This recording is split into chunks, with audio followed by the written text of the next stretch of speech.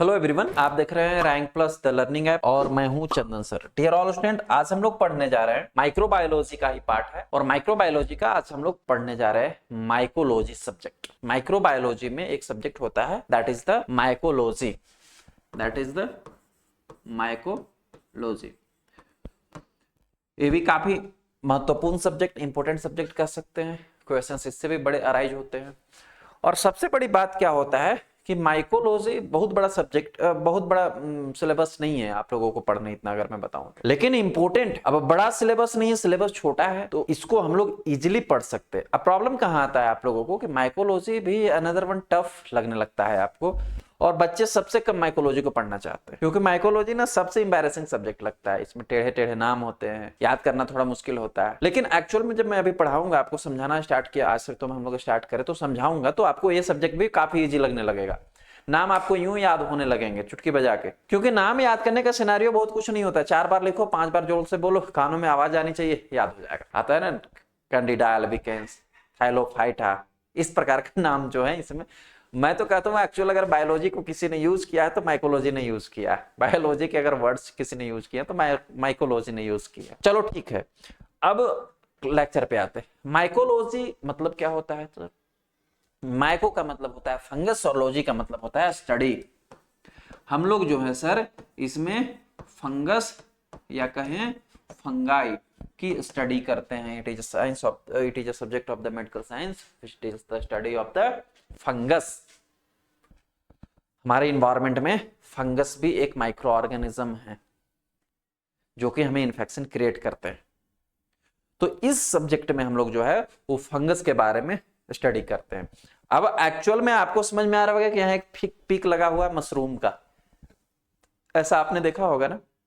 यदि मैं फंगस की बात करूं तो ये मशरूम भी फंगस ही है। या मैं बात करूं कि कैंडिडा एल्बिकेंस, जिससे आपको डर्मेटाइटिस हो रहा है, स्किन का इन्फेक्शन, सफेद सफेद देखा होगा आपने, पूरी की पूरी बॉडी, पीठ हो गया सफेद, इचिंग हो रहा है, गाल पे हो जाता है, शरीर पे हो जाता है, हाथ पे हो जाता है, वो भी इन्फेक्शन फंगस का ही है। तो बोलोगे मशरूम की तो हम लोग सब्जी खाते हैं, होटल में जाते हैं प्यार से ऑर्डर करते हैं मशरूम के सब्जी बनाओ यार, करते हैं, तो हम फंगस खा रहे हैं। यस, अल्टीमेटली हम लोग फंगस खा रहे हैं। अब एक्चुअल में फंगस जो होते हैं they are the prokaryote, they are the eukaryotic organism. मैंने पहले आपको बताया था कि ऑर्गेनिज्म 2 प्रकार के होते हैं, एक होता है प्रोकैरियोटिक और एक होता है यूकैरियोटिक। ठीक है सर, एक होता है यूकैरियोटिक। प्रोकैरियोटिक में मैंने आपको क्या बताया था कि दे आर द यूनिसेलुलर, जिनमें कि सेल वॉल डेफिशिएंट होगा, सेलुलर ऑर्गेनाइजेशन डेफिशिएंट होगा। बट यूकैरियोटिक में ऐसा नहीं होता। Eukaryotic can be either unicellular और मल्टीसेलुलर। जब पैरासाइटोलॉजी पढ़ा रहा था तो आपको याद होगा, यूकैरियोटिक यूनिसेलुलर भी हो सकता है और मल्टी सेलुलर, यानी एक सेल से भी मिलकर बना हो सकता है, बहुत से सेल से भी मिलकर बना हो सकता है। लेकिन इसमें होता क्या है कि यूकैरियोटिक में जो यूनिसेलुलर भी होगा या मल्टी सेलुलर भी होगा तो उसमें सेलुलर ऑर्गेनाइजेशन जो है सर वो कंप्लीटली प्रेजेंट होगा। मतलब कि उसमें जो सेल्स के कैरेक्टरिस्टिक्स होते हैं वो कंप्लीटली अवेलेबल होगा। तो जो फंगस होता है वो फंगस यूकैरियोटिक माइक्रो ऑर्गेनिज्म है। आइदर इसमें यूनिसेलुलर भी है और मल्टी सेलुलर भी है। यूनिसेलुलर में जैसे अगर मैं बात करूं ईस्ट, मॉल्ट्स, वो सभी यूनिसेलुलर है और इन्फेक्शियस है।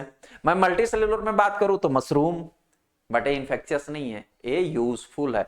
तो फंगस जो होते हैं वो इन्फेक्शियस भी होते हैं और ह्यूमन के लिए यूजफुल भी होते हैं। दोनों प्रकार के फंगस होते हैं, तो कंफ्यूज नहीं होना है, मशरूम भी फंगस ही है। It is a type of the fungus ही। अब मैंने इतना आपको बताया, इतना सा तो आपको समझ में आ गया कि फंगस होता क्या है एक्चुअल में। माइकोलॉजी क्या होता है ये आपको समझ में आ गया होगा कि माइकोलॉजी में हम लोग क्या स्टडी करते हैं। आगे फंगस के और भी थोड़े बहुत हमारे प्रॉपर्टीज एक्सप्लेन करने वाला हूं डिटेल में, आगे बढ़ेंगे तो। अब जो हमें अभी पढ़ना है, जो हम लोग पढ़ रहे हैं माइक्रोबायोलॉजी में, वो हम लोग पढ़ रहे हैं फंगस के बारे में, माइकोलॉजी की स्टडी कर रहे हैं। तो इसमें माइकोलॉजी में हम लोग मुख्यतः जो स्टडी करते हैं वो मेडिकल माइकोलॉजी की करते हैं। किसकी? मेडिकल माइकोलॉजी की। अब मेडिकल माइकोलॉजी क्यों सर? मेडिकल माइकोलॉजी क्यों? एक्चुअल में हम लोग जब अभी मैं पढ़ाऊंगा आपको माइकोलॉजी में, तो आपको मैं मशरूम के बारे में नहीं पढ़ाऊंगा। क्यों? क्योंकि क्लिनिकली इंपॉर्टेंस नहीं, ये तो सब्जी का टाइप है, तो मुझे सब्जी थोड़ी आप लोगों को पढ़ाना है। तो हम लोग माइक्रोबायोलॉजी में जो माइकोलॉजी के स्टडी करते हैं, जो फंगस के स्टडी करते हैं, वो ओनली क्लिनिकल इंपॉर्टेंस या पैथोजेनिक फंगस की स्टडी करते हैं। Because of we study in the mycology only the types of the pathogenic fungus, that's it is known as the medical mycology, क्योंकि इसमें मेडिकली इंपॉर्टेंस फंगस की study की जाती है, जो आप किसी में भी क्लिनिकल एविडेंस प्रेजेंट होता है इसके इन्फेक्शन से, या वैसे माइकोल की हम लोग स्टडी करेंगे, वैसे हम लोग फंगस की स्टडी करेंगे जो केवल और केवल इन्फेक्शियस डिजीज या इन्फेक्शन क्रिएट करते हैं ह्यूमंस में। That's why it is known as the medical mycology. तो हम लोग किसकी स्टडी करेंगे सर? मेडिकल माइकोलॉजी की। 2-3 चीजें इसमें समझ में आ गई होगी। एक और आगे पढ़ने से पहले एक वर्ड और भी आप बड़े कॉमनली सुने होंगे, माइकोसिस। क्या? माइकोसिस। इस पे भी हम लोग आगे डिटेल चर्चा करेंगे आगे के लेक्चर्स में। एक वर्ड है माइकोसिस, MYCOSES। माइकोसिस मतलब क्या होता है? माइको मतलब समझ लिया हमने कि फंगस होता है। Mycosis means the infection caused by the fungus is known as the mycosis. जो इन्फेक्शन फंगस के थ्रू काउज होता है ह्यूमन में, उसी इन्फेक्शन को हम लोग बोलते हैं mycosis. The infection caused by the fungus is known as the mycosis. अब डिफरेंट टाइप के फंगस हैं, तो डिफरेंट टाइप के इन्फेक्शन भी क्रिएट होगा ह्यूमन में, तो सभी इन्फेक्शन के बारे में भी हम लोग एक एक करके पढ़ेंगे डिटेल में। एक एक पर्टिकुलर माइकोसिस के बारे में भी हम लोग पढ़ेंगे आगे की ओर डिटेल में। होप सो इतनी सी बात आपको क्लियर हो चुकी होगी। अब हम लोग फंगस की थोड़ी सी प्रॉपर्टीज और डिटेल में आपको एक्सप्लेन कर देता हूं, ताकि आप फंगस के बारे में और भी क्लैरिफाई आपको हो जाए। सबसे पहले मैंने बताया आपको